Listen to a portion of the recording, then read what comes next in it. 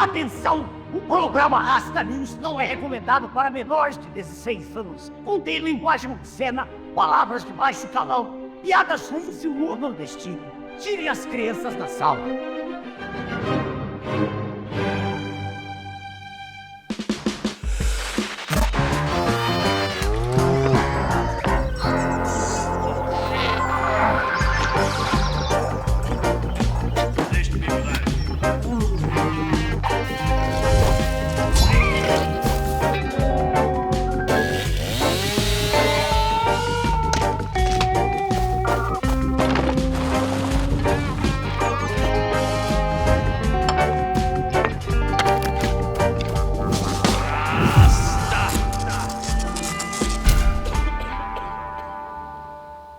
Boa noite, embaixadores. Boa noite, rastas e rastas. Sejam bem-vindos a mais um Rasta News, o seu jornal semanal isento de notícias.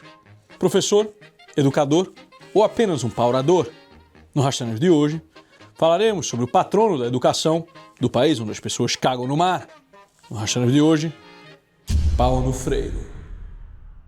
Dizem que na vida existem perguntas que não podem ser feitas. Nunca perguntem a um homem o quanto dinheiro ele ganha, a uma mulher com quantos homens ela já foi ao boudoir, e a um esquerdista, quantos intelectuais já foram alfabetizados pelo Paulo Freire. Falar de Paulo Freire é como tentar capturar um peido com um hashi. Muito se fala a respeito dele, mas quase nada pode ser dito substancialmente.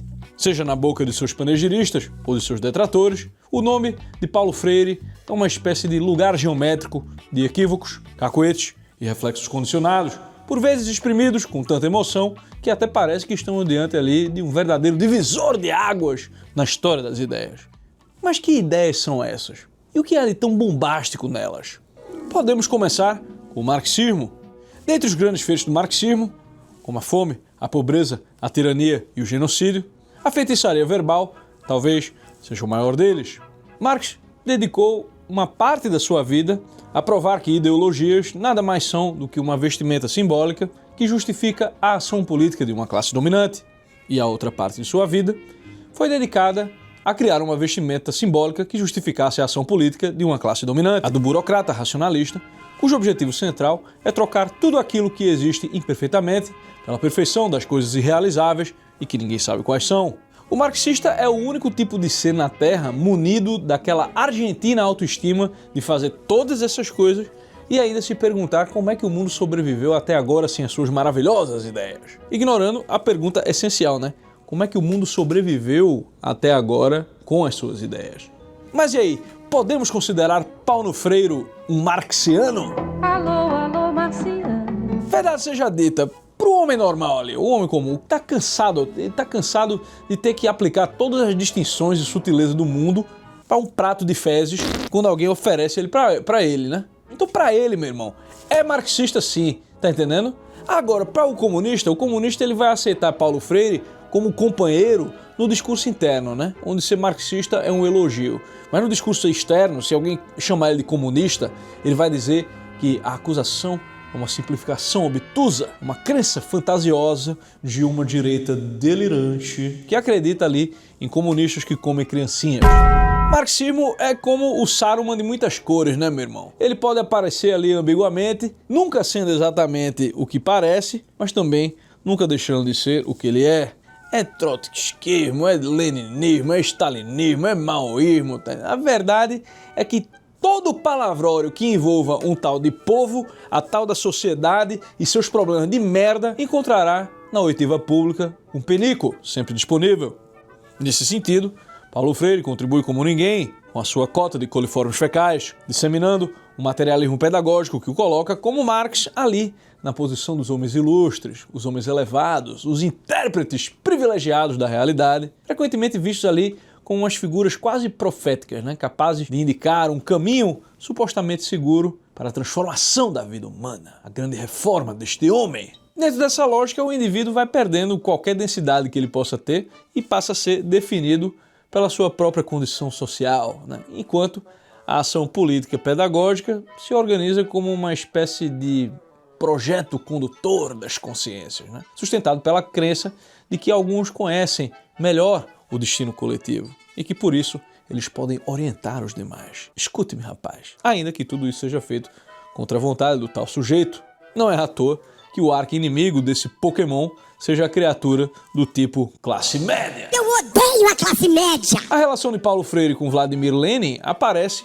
na valorização da Revolução como um processo de formação de consciências, que ali a teoria e a prática vão caminhando juntas para transformar a realidade, exigindo a proximidade entre a liderança iluminada e a galera da geral, a galera do lado do sol, a galera que mija e joga no corpo para passar o calor. Já em relação ao genocida filho de rapariga Mao Zedong, Paulo Freire demonstra aquela admiração intelectual, né, a interpretar a revolução cultural como um esforço de conscientização coletiva, vendo nela um modelo em que a educação se integra ao processo revolucionário, orientando a formação das massas a partir de uma experiência compartilhada e politicamente dirigida.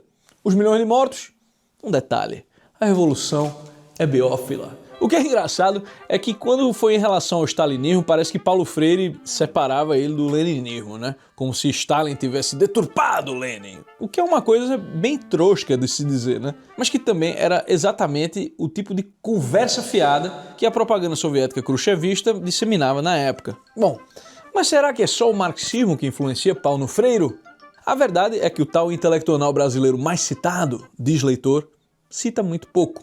Tem um Erich Fromm ali, tem um sabor de construtivismo acolá, mas se tem alguém que ele cita com mais frequência, é o tal do Sartre. A presença de Jean-Paul Sartre na consciência de Paulo Freire aparece como um eixo no qual o homem é uma criatura somente empírica, né? E ele nunca está realmente pronto, ele vai vivendo um eterno devir, né? Sartre é aquele sujeito que foi tomar um banho pelado no Rio de Heráclito e ficou lá descascando o bem-te-vi cósmico. Mas o lance crucial é a forma como ambos tratam a emoção. Em Sartre, a emoção é um modo de ação da consciência diante de situações em que o sujeito não consegue lá muito bem operar diretamente sobre a realidade. Então trata-se de uma resposta que reorganiza o mundo em termos significativos, né? Criando uma espécie de mundo mágico, em que o obstáculo ele é reinterpretado em vez de resolvido. Freire vai absorver essa concepção ao integrar a emoção ao processo de conscientização, atribuindo a ela, né, um papel ativo na formação da leitura da realidade e na constituição de uma consciência transformadora. Transformação. Nesse quadro, a compreensão do mundo ela deixa de depender centralmente de uma análise rigorosa e ela passa a se apoiar no quê? Na experiência afetiva que orienta o sujeitinho ali a reconhecer e aderir a determinados significados sociais. Então a educação, na visão desses malucos, ela vai se deslocando de um modelo baseado na transmissão e na verificação do conhecimento para um processo em que o que vale é a técnica do sentimento, meu irmão. Nossa, tá bom, quantos sentimentos, tá bom, você fala demais, gurizão. E isso permite que a consciência seja conduzida segundo uma direção já previamente estabelecida, sem aquela exigência de fundamentação técnica ou de uma crítica sistemática. Aquilo que os freirianos acusam que ninguém faz com Freire é justamente aquilo que a própria bagagem teórica deles proíbe que seja feito. Então não é à toa que os livros do Paulo Freire são tipo a tua namoradinha do grupo de jovens, né, meu irmão? Quase não tem dado. Isso seria exigir demais de algo que não tem realmente o propósito de entender, de explicar ou de essencializar as coisas. Tudo que Paulo Freire precisa é gerar a emoção necessária para transformar o aluno em militante. A maneira mais fácil de notar como isso funcionou é pela maneira emocionada com que o debate público trata o tema educação, né? O menininho Charlinho, ele só queria estudar, ele só queria ser um aluno. O esquerdista vive palhetando sobre educação pública, gratuita e de qualidade. Público gratuito e de qualidade! De novo, não. Público gratuito e de muita qualidade! Chega!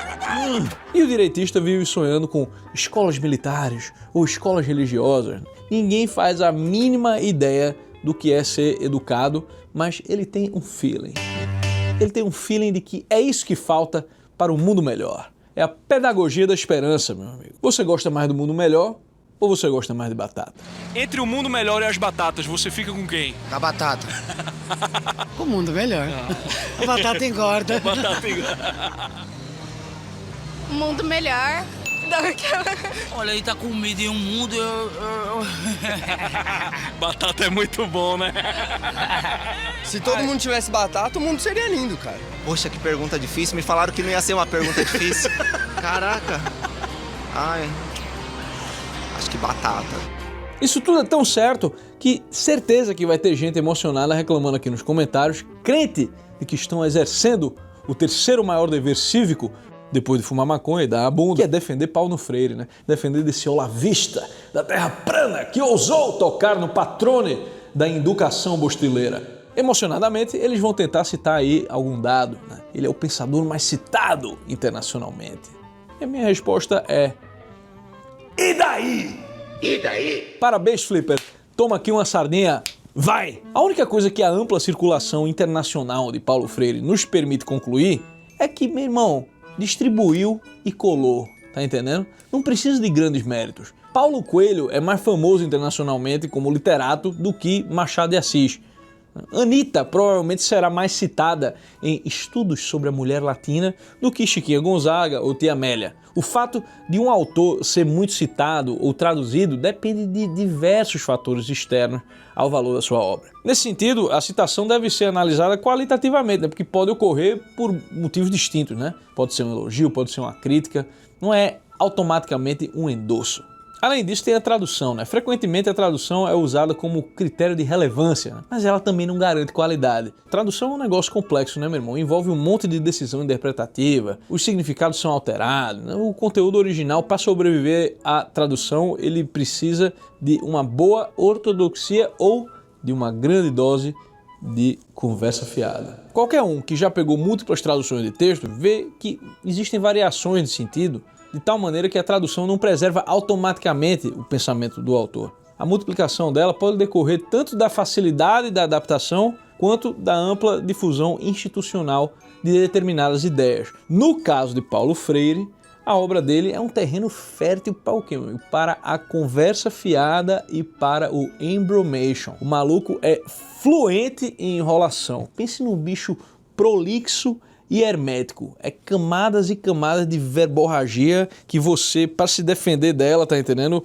Você não consegue. Ele joga uns temas universais ali com uma flexibilidade conceitual e isso permite a apropriação de Paulo Freire em diversos contextos, né? Só que essa plasticidade, ela pode vir acompanhada de uma imprecisão terminológica também. E isso faz com que a multiplicação de traduções se torne bastante propícia. A multiplicação de traduções, nesse sentido, não é necessariamente decorrente da precisão conceitual, mas dessa adaptabilidade. Vamos falar a verdade, né, meu irmão? Qualquer idiota pode tecer panegíricos aos fudidos do mundo inteiro e se colocar na companhia de Paulo Freire, não é isso? Além disso, a valorização quantitativa dessas citações ignora a necessidade de examinar o conteúdo dessas referências, né? Pouco se investiga em que contexto o autor é citado, por quem e por qual finalidade. Assim, esse tal número de citações ele tende a funcionar mais como um argumento emocional do que como um indicador confiável de qualidade. Além disso, a projeção internacional de Paulo Freire também está associada a grandes instituições, né?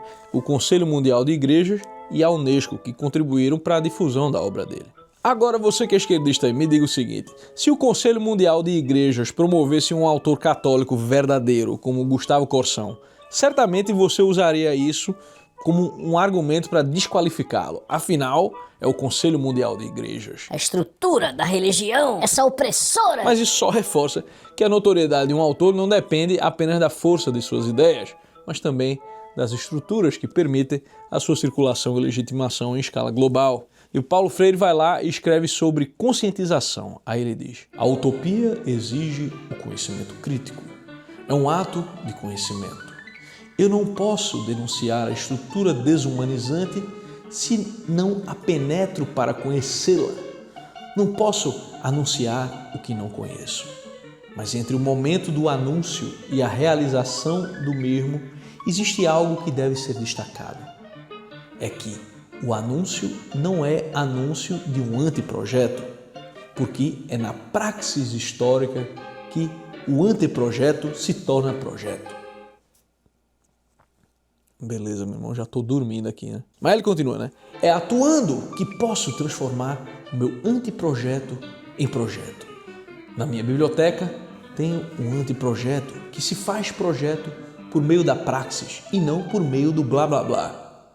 É mesmo? E esse blá blá blá do cacete aqui que eu acabei de ler? Além disso, entre o anteprojeto e o momento da realização ou da concretização, há um tempo que se denomina tempo histórico.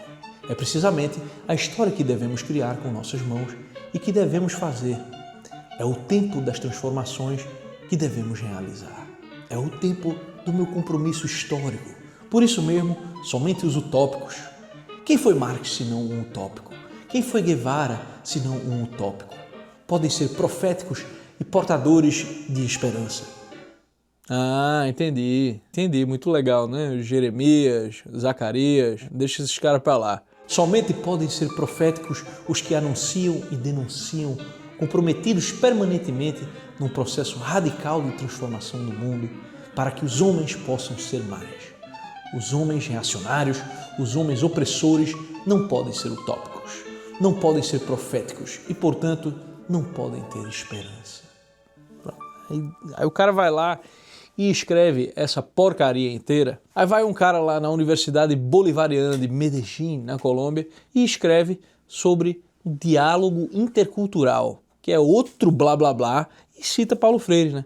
A conscientização com fortes apelos e posicionamentos sociais políticos é e deve ser parte da construção contemporânea do diálogo intercultural.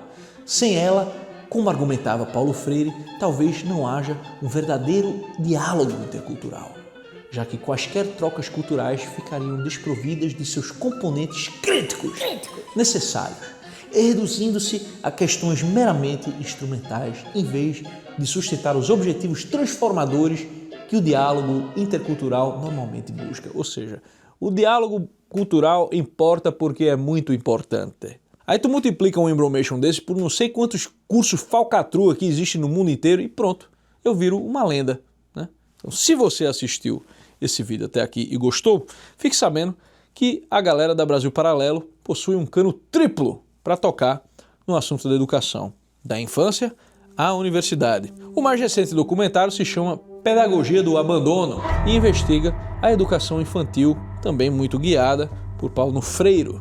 Nós temos o famosíssimo também Pátria Educadora, que toca nas raízes dos problemas da educação, e Unitopia, que são as câmeras dentro da universidade. Em tudo isso, você vê que o discurso educacionista é tão mais histérico quanto pior a educação. Então trate de assinar, assistir e livre-se da pedagogia da bigodagem. E falando em bigodagem, é hora do nosso Troféu Bigodagem. E o Troféu Bigodagem de hoje vai para a USP. Pois é, senhoras e senhores. Bom, a FUVEST é responsável por vários vestibulares do Brasil, né? Todos os anos, milhões de charlinhos e charlinhas fazem as suas provinhas e praticam a sua redação com o sonho de tornarem-se alunos de alguma federal, pública, gratuita e de qualidade.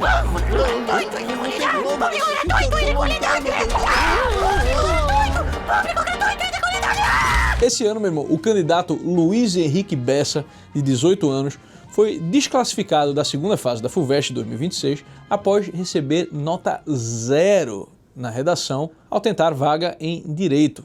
Bom, ele entrou na Justiça pedindo explicações, alegando não entender o motivo da nota. E a USP informou que o texto não abordou adequadamente o tema proposto. Era perdão, condicionado ou limitado. E que a redação passou por várias correções independentes, sem possibilidade de revisão. Professores ouvidos confirmaram a correção do 0, apontando que o texto priorizou vocabulário excessivamente rebuscado e citações, mas falhou em clareza, conexão de ideias e desenvolvimento de um argumento pertinente ao tema. Pô, meu irmão, a USP, onde Paulo Freire é estudado e celebrado, reclamou de um adolescente prolixo e preciosista. Então vamos dar uma olhada na redação dele, né? O título da redação é Intentona pela Reconstituição da Interioridade. Olha que coisa bonita. Perpassa em altivez pela procela a grandiloquência condoreira, em cuja máxima aforismática revela a tética languidez do sofrer recôndito. Djamila de Almeida concebe, em A Visão das Plantas, valer-se a episteme lírico-narrativa de concepções hermenêutico-historiográficas, as quais decorrem da dialética antagônica maquiavélica ao postularem a teleologia odierna. Sob essa perspectiva, Ferdinand de Saussure preconiza a relação simbiótica entre significado e significante a partir da coesão engendrada pelo domínio tradicional concomitante ao coercitivo. Entretanto, à medida em que impera a dinamicidade, fragilizam-se axiomas em difusas postulações. Pô, meu irmão, a única diferença entre as platitudes que esse moleque falou e Paulo Freire é que o vocabulário do moleque é um pouco melhor, né? Daria 0? Daria. Mas a USP dá 0 para isso aí é tentar punir no exame de admissão o tipo de verborragia que ela endossa nos cursos superiores. Então, assim, bem feito para essa banca examinadora aí que teve que ler essa porra dessa redação. E é por isso que a USP merece o nosso troféu bigodagem. Rasta, meu amigo encontrou a prima no OnlyFans e está em dúvida se conta ou não para a família. O que tu faria? Teu amigo encontrou a prima como no OnlyFans? Rasta, vou morar sozinho. Algum conselho para lidar com a saudade? Não seja chola, né, irmão? Rasta, estudaria filosofia desde jovem ou focaria primeiro na faculdade? Essa pergunta só faz quem não vai fazer nenhum dos dois bem, né?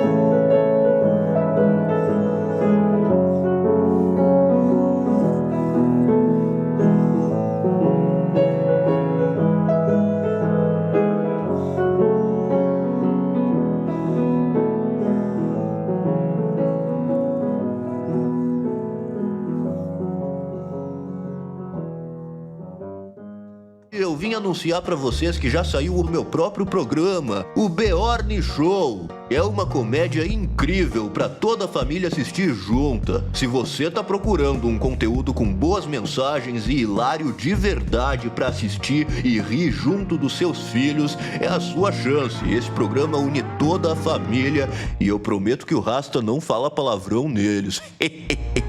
Assista agora exclusivamente na plataforma da Brasil Paralelo.